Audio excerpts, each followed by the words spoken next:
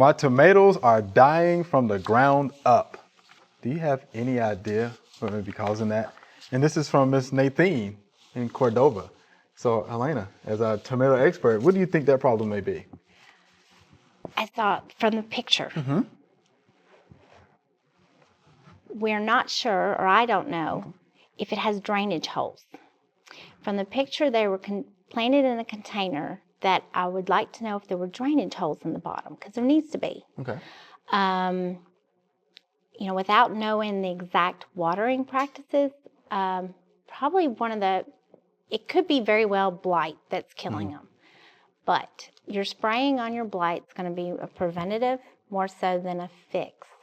Not that I wouldn't try spraying at this point, but so many diseases can be curbed actually by the watering practices.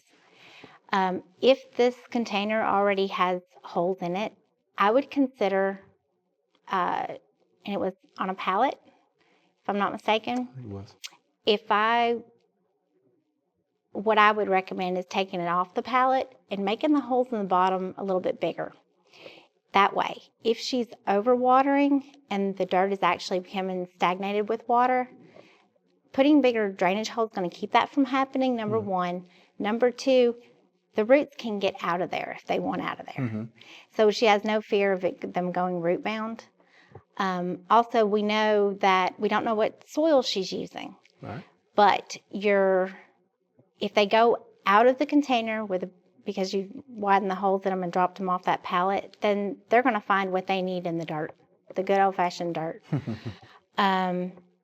Beyond that, I think some fertilizer to amp the plant system themselves, and maybe they can overcome any diseases that are trying to overtake them. Okay. And in containers, and often in raised beds, we give them a lot of good things. We take care of them and we try to give them all kinds of things, and we can get everything off balance a little bit. Okay.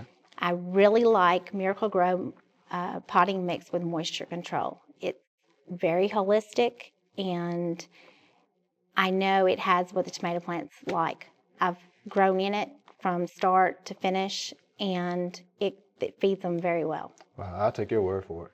Yeah, since you have the experience, I definitely would. Mr. D, what you think about that? Yeah, I concur, Yeah. but I do know that in my experience, most of the time, I'm not talking about container grown tomato plants, but out in the garden situation where you have plants dying from the bottom up, most of the time that is early blight. It's early blight, that's right. And but with container, I know that there are a lot of other factors involved. In a garden situation, to prevent early blight, you need to go with chlorothalonil or mancozeb, but that's out of the red book. And mulching and all of these other things are just will help that also. Okay.